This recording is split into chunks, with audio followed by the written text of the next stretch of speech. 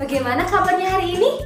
Semoga anak-anak semuanya nih pada sehat dan tetap semangat untuk belajar. Anak-anak, kalian pernah kan menanam pohon yang awalnya itu dari biji?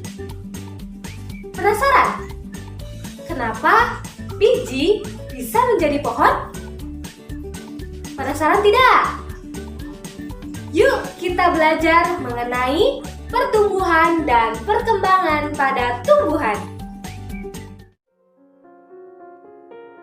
Anak-anak, pada pembelajaran kali ini yaitu mengenai pertumbuhan dan perkembangan pada tumbuhan, ibu membawa sebuah tanaman.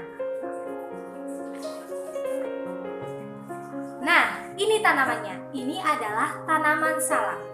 Dari kedua tanaman ini memiliki perbedaan ya. Yang satu ukurannya itu kecil, yang satunya lagi ukurannya itu sudah menginjak dewasa. Mengapa demikian? Mengapa tanaman ini tidak sama? Apa ya? Ya, karena tumbuhan ataupun tanaman ini melakukan pertumbuhan. Lalu, apa sih yang dimaksud dengan pertumbuhan itu?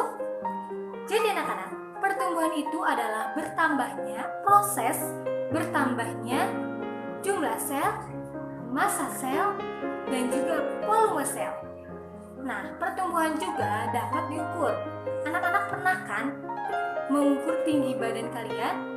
Semakin kalian tinggi usianya, semakin berusia, pasti tinggi badannya ini semakin tinggi ya.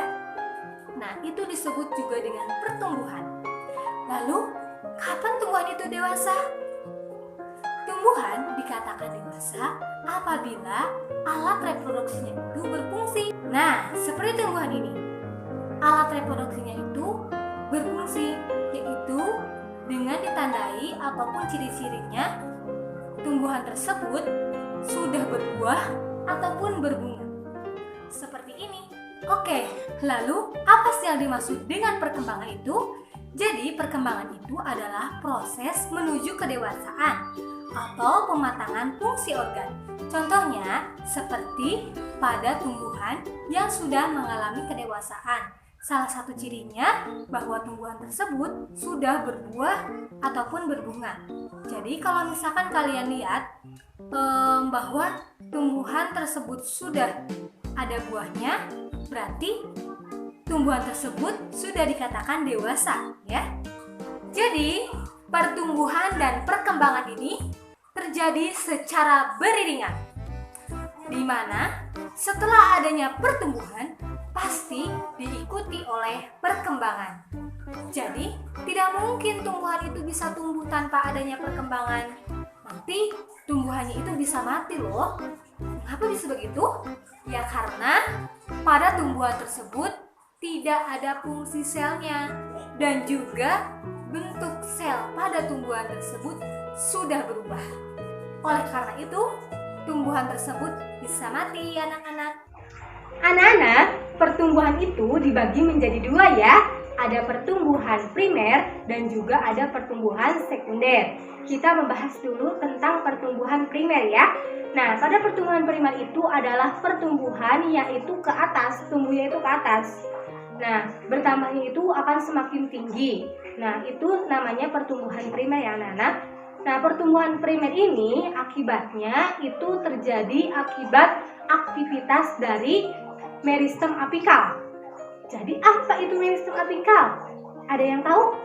Nah, meristem apikal itu adalah jaringan meristem yang berada di ujung-ujung. Misalnya ada ujung batang ataupun ujung akar. Nah, misalnya pada gambar ini nih. Ini termasuk ujung batang pada meristem apikal, ya. Di sini yang nomor 1 itu namanya tunas apikal. Nah, ini gambarnya seperti tanduk ya. Nah, ini namanya tunas apikal. Kemudian yang nomor 2-nya ini namanya meristem apikal, ya. Kemudian yang nomor 3 ini namanya meristem dasar, ya. Kemudian yang nomor 4-nya ini adalah protoderma. Kemudian yang nomor 5-nya ini adalah tunas sampling ya. Kemudian yang nomor 6 itu namanya prokambium, gambar tentang ujung akar. Nah, bagian bawah yang merunting ini namanya tudung akar. Tudung akar ini berfungsi untuk menembus ke tanah ya. Kemudian yang bagian atasnya lagi ini termasuk zona meristematis. Yang bagian tengah itu namanya ada zona elongasi ya. Kemudian yang bagian atasnya itu namanya zona diferensiasi. Nah, zona diferensiasi ini nantinya akan membentuk rambut akar. Nah, rambut akar ini berfungsinya itu untuk memperluas penyerapan. Kita sudah membahas tentang pertumbuhan primer ya. Kita lanjut kepada pertumbuhan sekunder. Nah, pertumbuhan sekunder itu adalah pertumbuhan yaitu ke samping ya, ke samping, bertambah lebar ya. Itu namanya pertumbuhan sekunder. Mengapa bisa bertambah lebar? Kenapa gitu? Karena pertumbuhan sekunder ini memiliki meristem lateral ataupun kambium ya. Maka tidak semua pertumbuhan itu bisa melakukan pertumbuhan sekunder. Karena tidak semua tumbuhan itu memiliki kambium ya anak-anak. Hanya ada dua tumbuhan yang bisa melakukan pertumbuhan sekunder, yaitu ada tumbuhan gimnospermae dan juga ada tumbuhan dikotil. Kita lanjut ya kepada perkecambahan. Perkecambahan biji itu merupakan serangkaian proses penting yang dimulai sejak domain ataupun dalam keadaan itu diam. Nah, sampai menjadi bibit yang sedang tumbuh. Proses perkecambahan ini dimulai dari penyerapan air yang sehingga beratnya ini akan bertambah. Nah, proses ini disebut juga dengan proses ambilisi. Bertambahnya berat biji yang siap berkecambah ini pada kacang itu kira-kira 1,5 kali. Nah, berat biji yang semula pada masih embrio ini akan mengekresikan hormon giberelin. Apa itu hormon giberelin? Jadi, hormon giberelin ini merupakan hormon yang merangsang aleuron untuk mensintesis dan mengeluarkan enzim masuknya air dalam biji, mengaktifkan enzim dan menguatkan makanan cadangan yang dihidrolisis menjadi larutan yang sesuai untuk dibawa ke titik tumbuh kecambah. Lanjut kepada tahap dari perkecambahan. Tahap perkecambahan ini ialah munculnya pelatula ataupun tanaman kecil yang merupakan hasil dari pertumbuhan dan juga perkembangan embrio pada saat masih biji, di mana mengalami perkecambahan bagian plamula akan tumbuh dan berkembang menjadi batang, sedangkan pada bagian radikula akan tumbuh dan berkembang menjadi akar. Oke anak-anak, kita lanjut kepada faktor-faktor yang mempengaruhi pertumbuhan dan juga perkembangan pada tanaman. Ada dua faktor yang mempengaruhi pertumbuhan dan perkembangan pada tanaman ya, yaitu ada faktor internal dan juga faktor eksternal.